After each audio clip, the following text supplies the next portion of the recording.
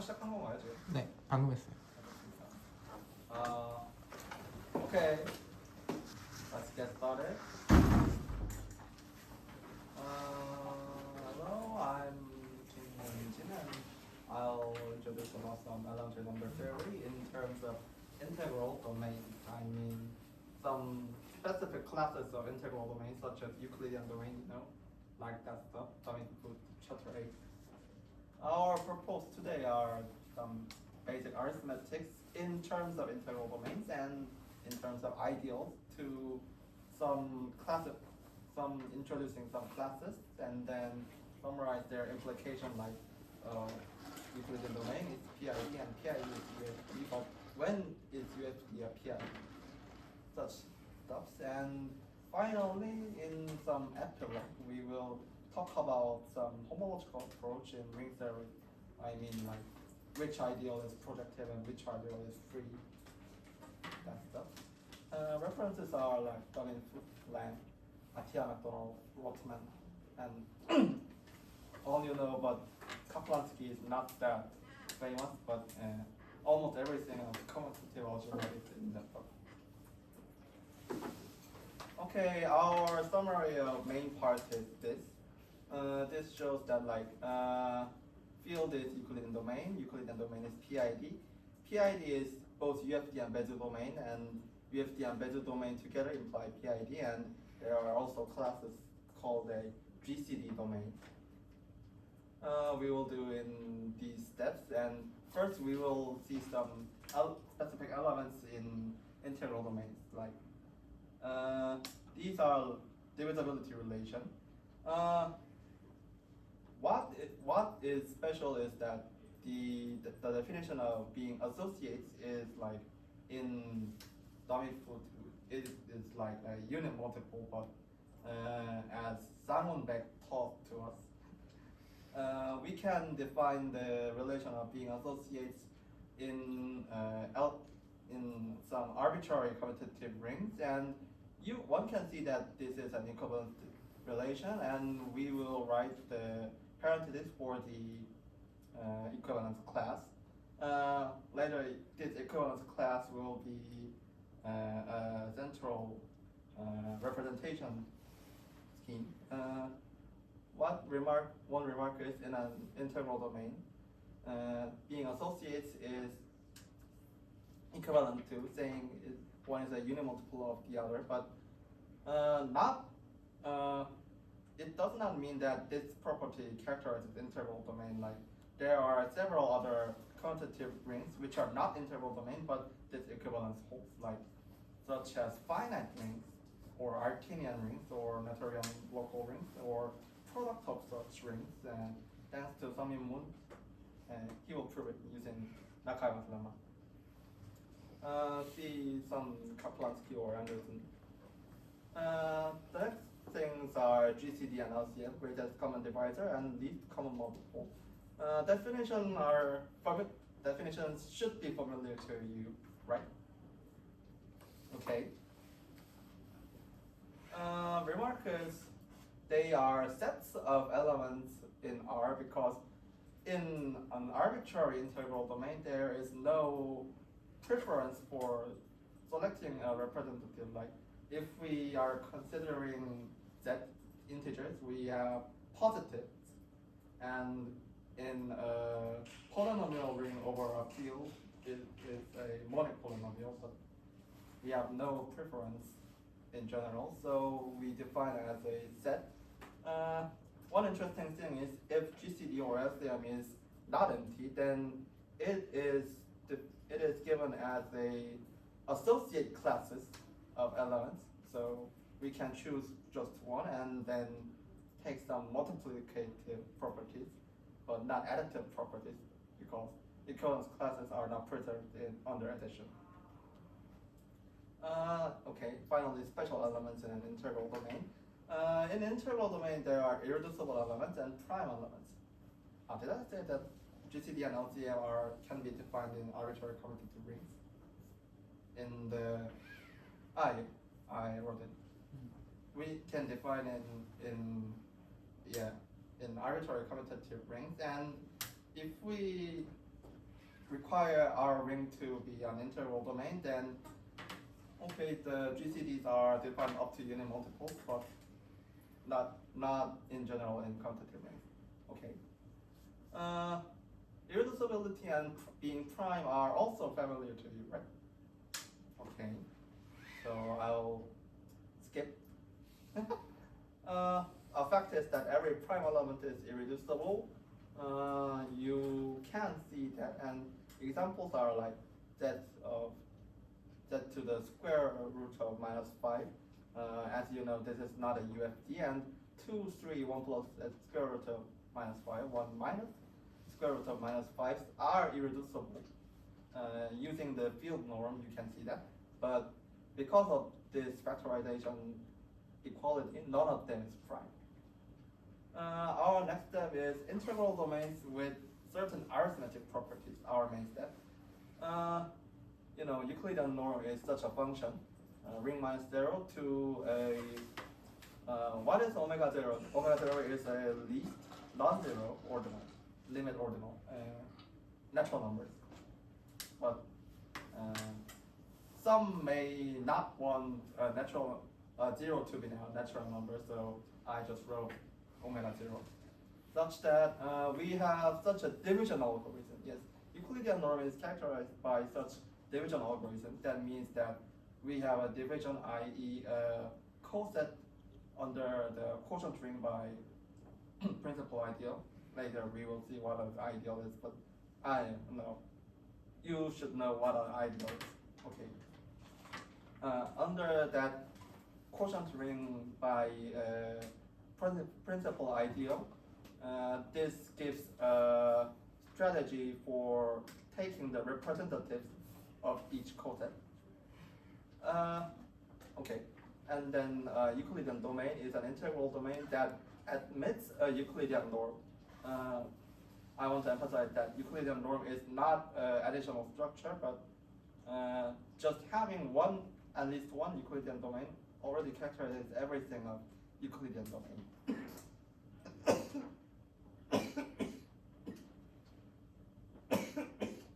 Because although the remainder can be different, the divisibility relation is an intrinsic property of a ring, but not dependent on the choice of norm.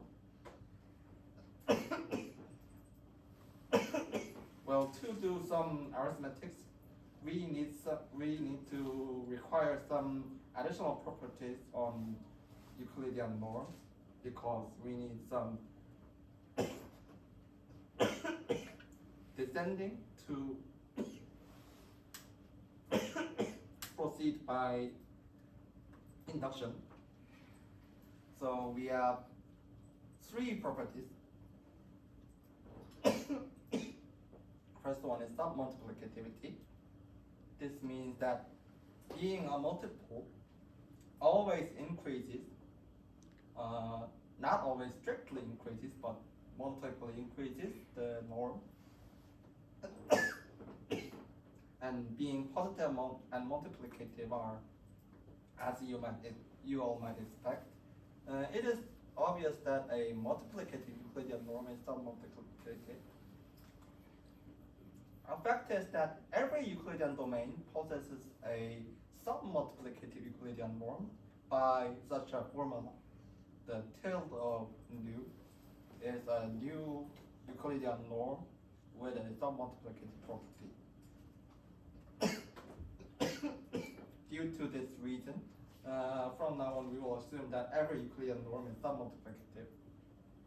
Unfortunately, not every Euclidean domain has a multiplicative Euclidean norm. See this thesis. I will upload the PDF file after the seminar, and unfortunately, when I did an individual study about K-theory, the book introduces a Euclidean domain to with requiring this multiplicative property, so I was unhappy. Division algorithm and Euclidean algorithm are some central properties of Euclidean domain, as you know. Division algorithm are like definition of Euclidean domain, but in elementary number theory, the division algorithm refers to the fact that Z is a Euclidean domain with absolute value. And in addition, by a similar way, Zi, the ring of Gaussian integers, or Z and the third or sixth root of unity are Euclidean domains with field norms. Field norms here are square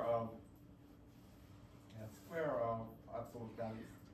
And for a field K, Kx is a Euclidean domain with degree. Our next theorem is Bezier identity. A Bezier identity means every two pair of elements in a Euclidean domain, GCD always exists.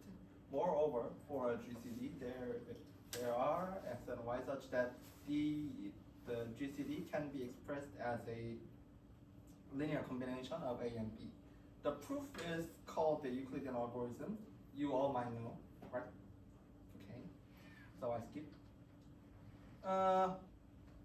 Well, we have introduced this Bezier identity, and this Bezier identity is important enough to isolate as a class of integral domain, so we defined it. An integral domain is a Bezier domain if for any pair of elements GCD exists, and such GCD is R linear combination of A and B. Our first central theorem is that by Bezier identity, every Euclidean domain is a Bezier domain. In a Bezier domain, the so-called Euclid's lemma holds, and this Euclid's lemma will be very important. In a Bezier domain and a triple of elements, those two properties are usually referred to as Euclid's lemma. First, if A divides BC and A and C are relatively prime, i.e. GCD is 1, then A divides B.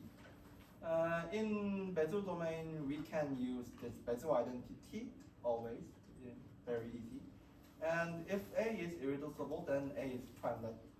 In general integral domain, the converse only holds, but in a Bezier domain, this equivalence holds. So this the fact 2 uses fact 1 to be proved. And then unique factorization domain is, as you know, like unique factorization domain has a factorization into irreducibles, and such irreducible factorization into irreducibles are unique up to unit multiple and a permutation. The central theorem, which is the most important one in our seminar, is the fundamental theorem of arithmetic. Actually, you might know the proof in Domit's chapter 8 that Euclidean domain is PID and PID is UFD, but actually when in like MAS2 something introduction to number theory, we proved this directly. We will follow these steps. Our first lemma is if A divides B, then having the same norm is equivalent to saying that they are associates. In this timing, we have some multiplicativity in our scene because we will have dividing A by B and dividing B by A because now B is divided by A. So we have like R is a multiple of A. So if R is non-zero, then the norm of A is less than or equal to the norm of R. But because R is a remainder, the norm of R is less than or equal to B, that of B. But this shows that well, I'm confused now. How does it work?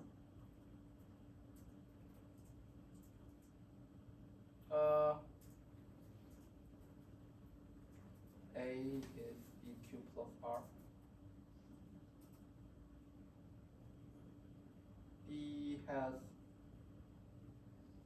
well, I'm sorry. Well, I thought that this worked, and now I think it does not work. 잘 되지 않나요? 잘 되는 건가요? 지금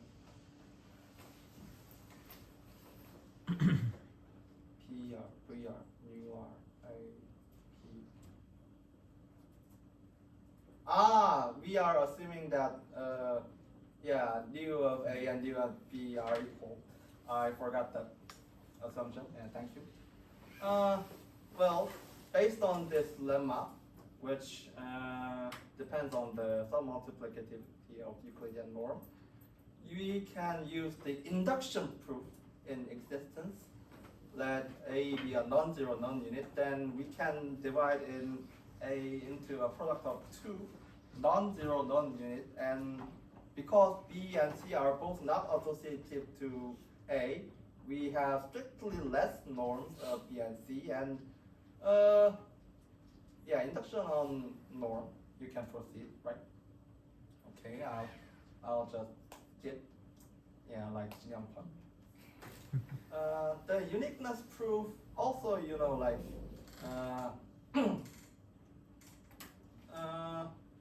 by Euclid's lemma, for some few slides ago, we proved that in a Bézier domain, every irreducible is prime, and we know that Euclidean domain is Bézier domain. So uniqueness proof it uses that every irreducible is prime, so P1 is prime. So P1 divides some Qj and cancel them, and yeah, cancel until one is exhausted. So the proof is done. Okay. Our next character is GCD domain. How much of you know about GCD domain? None. Okay. It is. I was surprised that GCDs work well without Bézier identity even, because in proving Euclid's lemma we used Bézier identity very crucially, but actually we didn't need that. Let R be an integral domain. We have not enough time, but we'll do it just.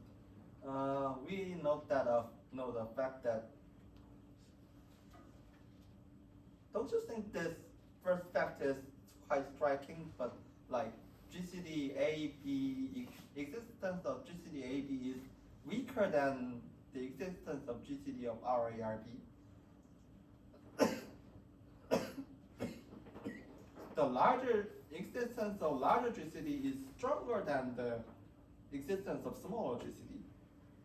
And if we have both GCDs, then our desired, what one expects, that such multiplicative property holds. Based on this above fact, which one can prove shortly, I trust you. You can do it.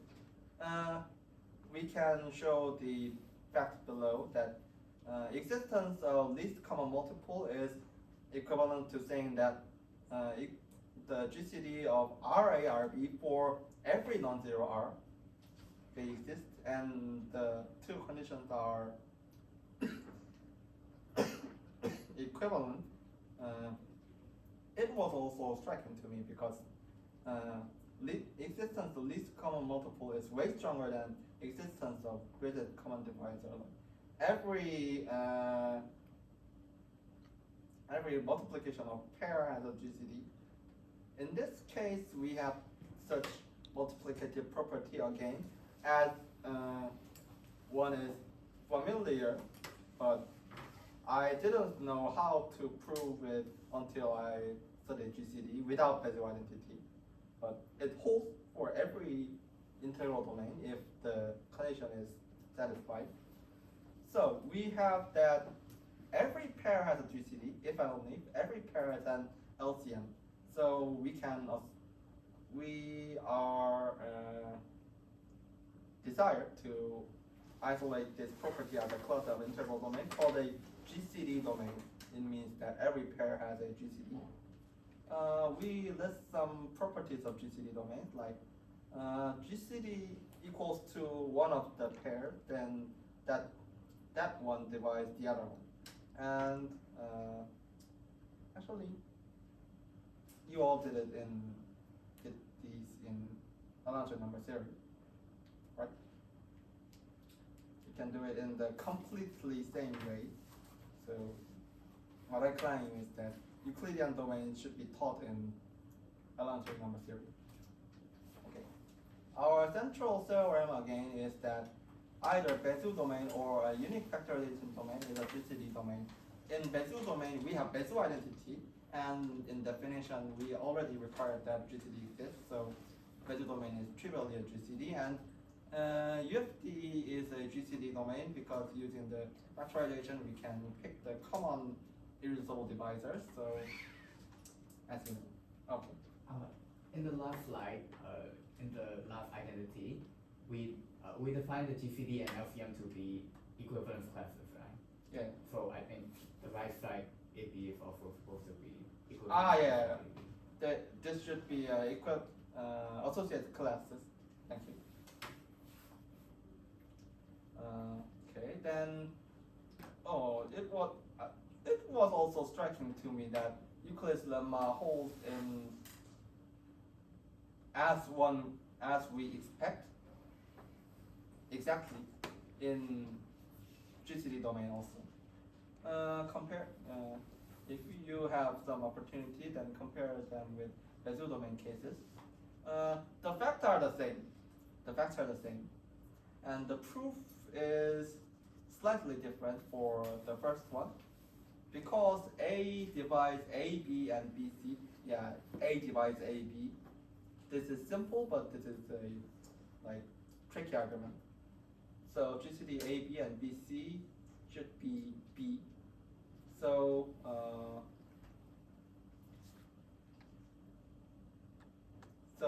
yeah, A is a common divisor of both 2, and the 2 at GCD B, so A divides B. And the proof of second one is almost the same, so I'll skip. Well, actually, you saw in the proof of uniqueness, we use that the P1 is prime. I mean, the irreducible elements are prime. So, even GCD domain, the weakest one, has such properties. So we can say that the uniqueness part is already guaranteed in certain classes of integral domain. So if we impose very weak condition in addition to GCD domain, then we can restore the action of characterization of UFD, which we will do it by ideal language. First, we'll translate the divisibility relation in terms of principal ideals. For a general commutative ring, divisibility corresponds to the reversed inclusion in principal ideals, and in particular, being associated is exactly equivalent to the equality in principal ideals. So, based on this observation, we can see that the existence of GCD is like existence of a least upper bound in the lattice of principal ideals. One can draw it easily, and so actually the containment of two ideals corresponds to the containment of the sum of that two ideals. So having a GCD means that there is a least principal ideal containing RA plus RB. In this case, GCD is the set of principal generators of that least principal ideal.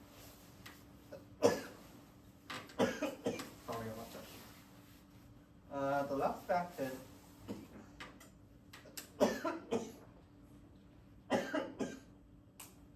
for a non-zero non-unit element, being irreducible corresponds to the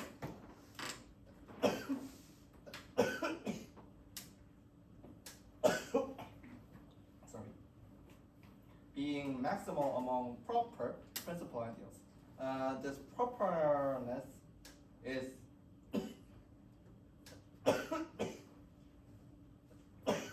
essential because if we omit the properness, then entire ring is the greatest principal ideal. Well, we need this categorization of Bézout domain that being a Bézout domain is equivalent to that every finitely generated ideal is principal by the induction of numbers of finite generating set. Does it seem trivial?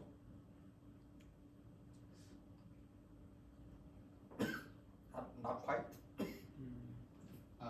The equivalence of 1 and 2 is trivial. Then 2 and 3 might. By induction on 2, yeah. Maybe 2 to 3 would be a less trivial way. Yeah, 2 to 3 is less trivial, but by induction. Okay, then I'll skip. Yeah. Good. Let's see. At long last, we introduced principal ideal domain. A principal ideal domain is as you know, and as you know, Euclidean domain is always a PID by choosing the least non-zero element with least Euclidean norm. And every PID is a Bézout domain because every finitely generated ideal is an ideal, and every ideal is principal. So every finitely generated ideal is principal. Yeah, it's a tautology. And Rhetorian ring is quite important, but not so central in our argument. So actually, what is interesting in Rhetorian domain is that 1 to 2 and 2 to 3 is done by only at that depth, but from 3 to 1 we need at least axial dependent choice. Well, that's not important in our seminar, but this is interesting. So, you know what? Every PID is Rhetorian. Isn't it trivial? Okay. We finally start to characterize UFD. We will discuss some proof of that Euclidean domain is a UFD. When we prove the uniqueness, we just use the irreducibility implies prime being prime to cancel one by one, as you remember, right? Okay, and since every GCD domain satisfies this, so every UFD also satisfies this property that irreducibles are prime. The hard part is being the existence. As you remember, divisibility and containment in principal ideal are reversed order. So in Euclidean domain, the descending of a norm, which means that lower one divides higher one, are reversed. It means that the higher one, which we started, is contained in its divisors. It means that in ideal containment, it will increase, and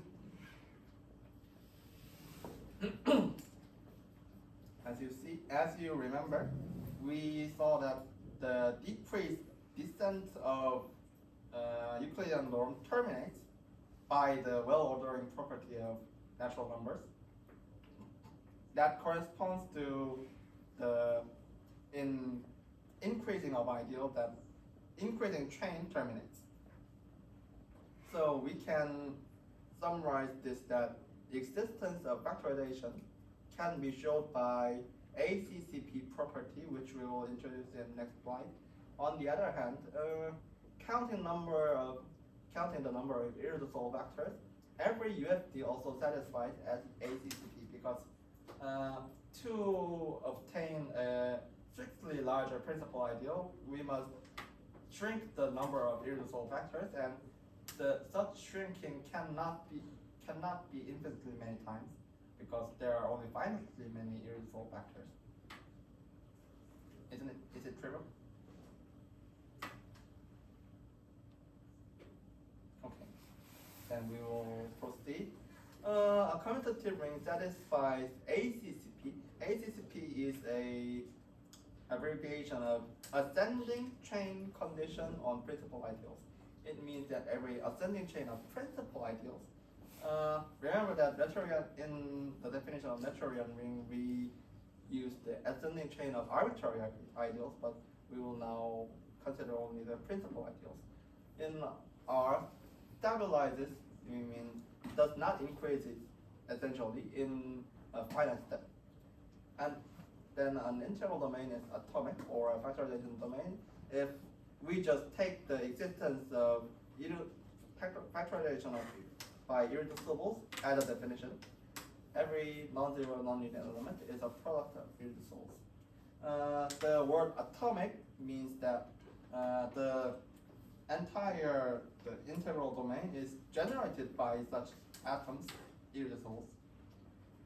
As in the previous slide, every integral domain satisfies the ascending chain condition of principal ideals is atomic. Do you remember? Do you guys remember? Okay, you can supply the proof in MA with as 30012, like such stuff. Well, here comes the highlight. Let R be an integral domain such that irreducibles are prime, such as like GCD domains. Then the following are equivalent, means that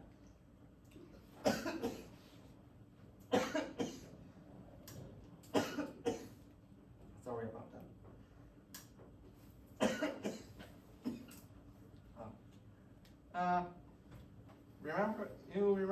You might remember that I said that if R is a UFD, then R satisfies ACCP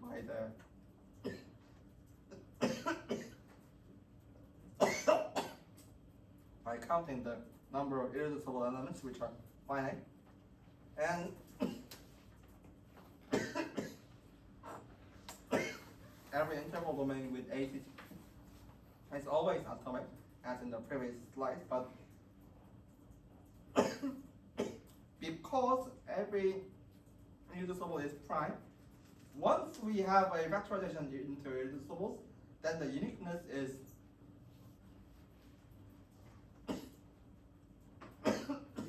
I cannot remember the word, like automatic, yes. So the equivalence holds. In particular, a Noetherian domain, as you might see, the Noetherian property trivially implies the ACCP condition. So in particular, a Noetherian domain with such a property that irreducibles are prime is a UFD. Now it follows that PID is a UFD. Good? Okay. Our last main theorem is that for a Bezier domain, the following are equivalent from being PID to Noetherian and UFD, ACCP, and finally being atomic. Well, we have already shown that PID implies Noetherian, and 3, 4, 5 are equivalent because every Bezier domain is a GCD domain. Remember? Okay. And 2 implies 4, as you know. And actually, in The very last exercise of Dummy Food chapter 8 shows that 3 implies 1. But we will proceed in some other step. We have actually 1 implies 2, 2 implies 4, and 3, 4, 5 are equivalent. So we need to show 2 non-trivial parts. 2 implies 1 and 4 implies 2. Every ideal in a Rhetorian ring is finitely generated, right? And every finitely generated ideal in a Bezier domain is principal, also right? So, yeah, 2 implies 1. And 4 implies 2 is like choosing a non-finitely generated ideal, because we want to show that there is no non-finitely generated ideal. So assume that there is such a non-finitely generated ideal, and collect every principal ideal contained in I. Such a collection should be like sigma. Because I is non-finitely generated, there is no maximum in sigma. Actually, because we can define sigma to be a finitely generated ideal contained in I, and in that formulation, this is rather trivial, no maximum in sigma, but we are considering the Bezier domain, as you might remember. And in Bezier domain, every finitely generated ideal is principal, so this is equivalent to saying that every finitely generated ideal. Okay now? Okay. So we have a non-stabilizing ascending chain in sigma, but by 4 ACTP property, sigma needs a maximum because I should modify my wording. The second line means that if we assume that no maximum in sigma, then sigma has a non-stabilizing ascending chain. But this second line, the conclusion of this second line violates the property 4, which we are assuming. So by contradiction, sigma needs a maximum, say like Rx, but Rx is not equal to I because I is not a finitely generated ideal. So, well, not Rx. Okay, and choosing the element B in I minus Ra, then Rx equals Ra. Ra is strictly contained in Ra plus Rb, but Ra plus Rb is a finitely generated ideal, and we are considering Bezier domain, so the Ra plus Rb is principal ideal in sigma. So Ra is not a maximal element in sigma, which is a final contradiction. Okay, finally the last one, and we have enough time. A miracle. This is like an epilogue, so there is no proof in this section. We define by studying intervally closed domain. How much of you are attending to the class Introduction to Commutative Algebra? Okay, I think there is one more. Okay, but you recently learned this. Yeah. Being intervally closed is that if there is a monic polynomial annihilating a field element of a field of fraction, then that annihilated element was already in our ring. That means that how to say? Just accept it. This is just an epilogue. There is a story, and there is a long story. But actually, this is also fun. In Lang chapter 4, there is a so-called integral root test written for UFD, but the exactly same proof applies to GCD domain. It is not so striking now because we have already seen that almost everything for Bezier domain applies for GCD domains, right? The theorem such as like if a GCD domain and polynomial is non-zero polynomial is given and B over D is a root of this F, then D divides the constant term and D divides the highest term.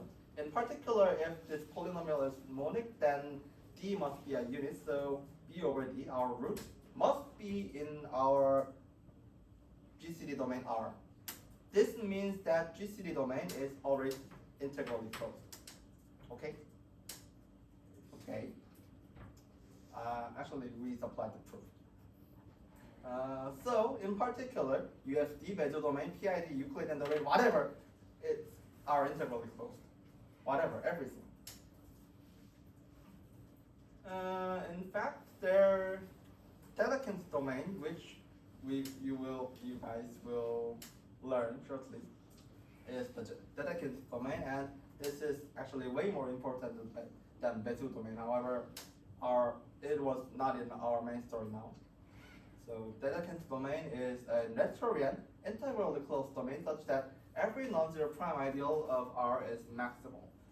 This means that curl dimension equals, not equals, is at most one, because we do not exclude field to be a Dedekind's domain. So if we just say that curl dimension is exactly one, then field is not a Dedekind's domain.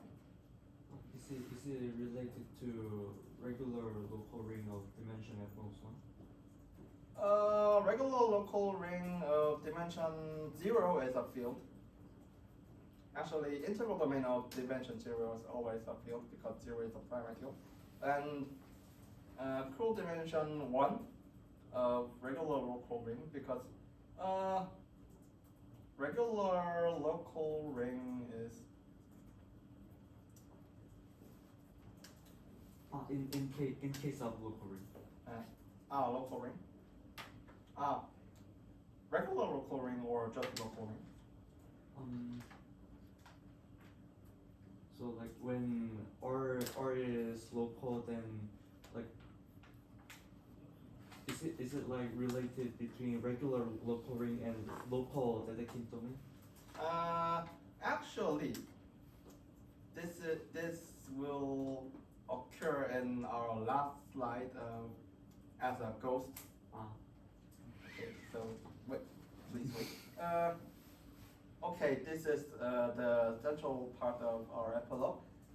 Some homological properties means that by imposing some homological properties in ideals, I mean that some ideals are free, some ideals are projective, something actually characterizes certain important classes of integral domains, like non-zero ideal of an integral domain is free if and only if it is principal.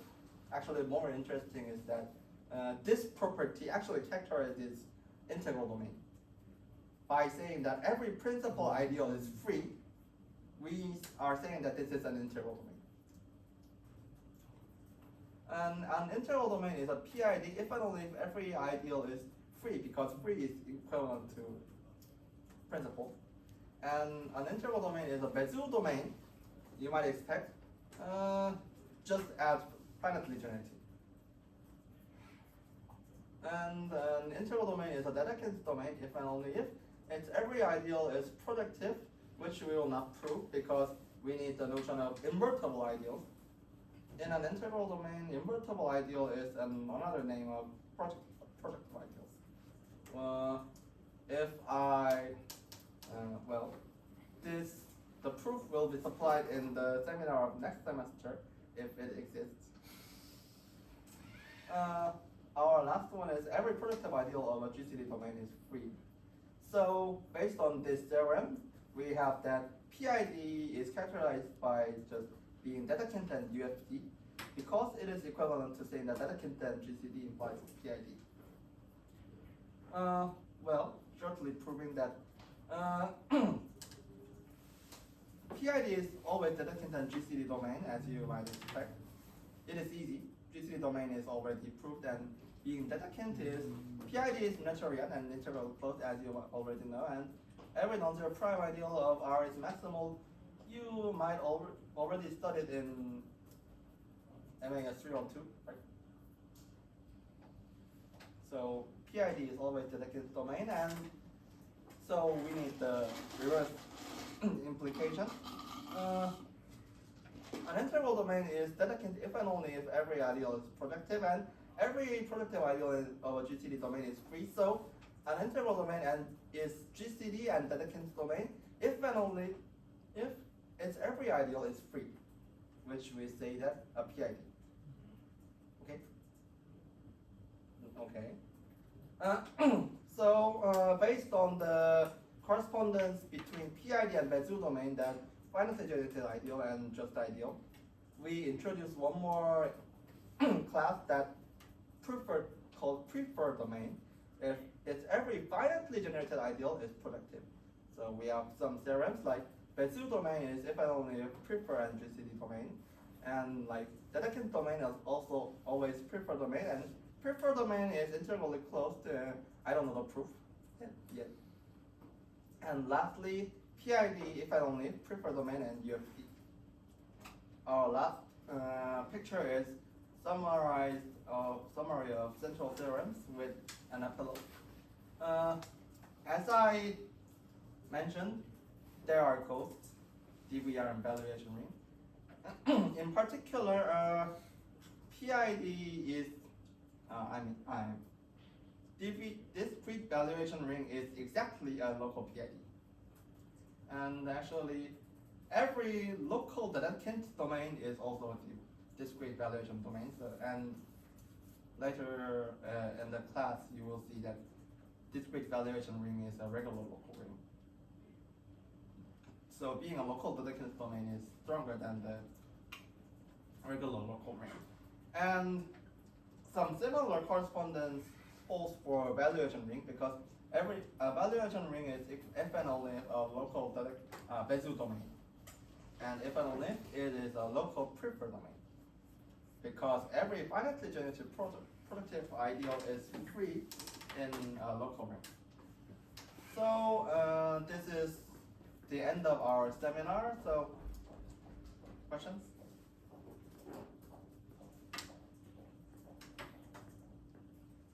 Okay. What does it mean by homological property? Some like which module is free and projective, and actually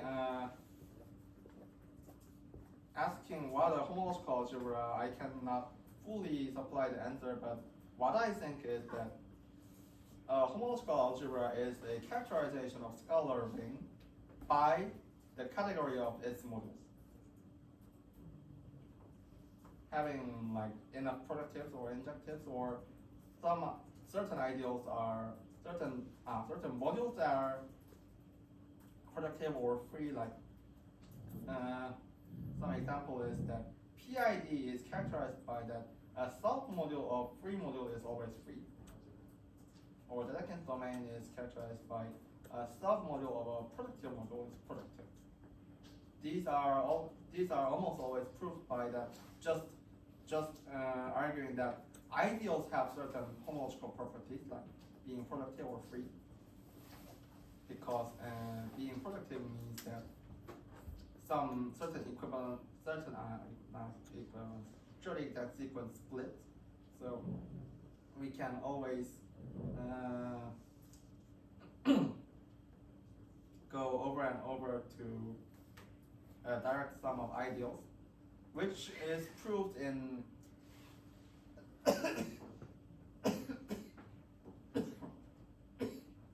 Rotman's homological algebra, maybe section 4.3, hereditary domain. So you can refer to that. I think that is why we see injective modules, we see projective modules more often than injective modules, because we have the splitness property when it comes to projective modules. Maybe there are some interesting properties for injective ideals, but I don't want them. Any other question? For now, I think that with what we did today was to axiomatize some of the important properties that we usually see in UFDs. Oh yeah. But so for me, today's topics feel like abstract category theory rather than number theory because of the we're just following the definitions or we're just following the axioms Yeah. rather than the number theoretic properties. I think so. I just want to say that. But why we only are there any particular advantages by ignoring other properties and focusing only on these axioms? For example, why are we considering only the Bezier domains rather than UFDs?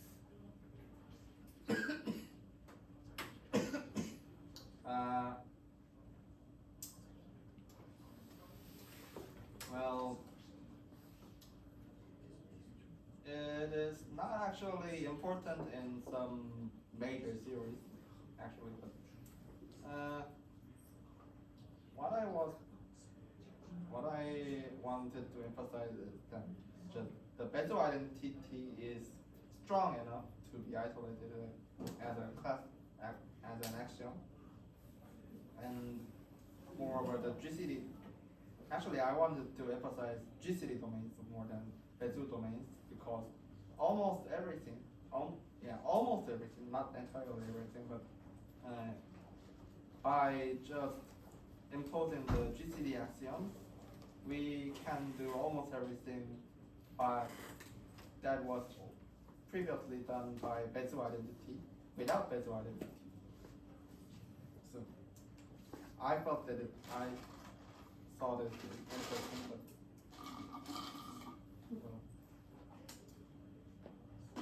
it might not be interesting.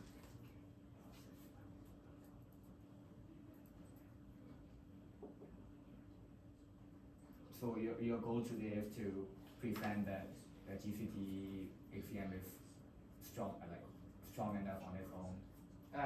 Exactly.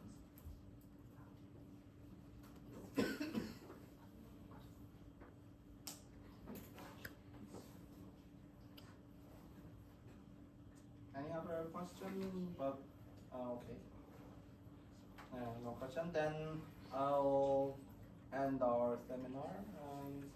Let's go and eat some.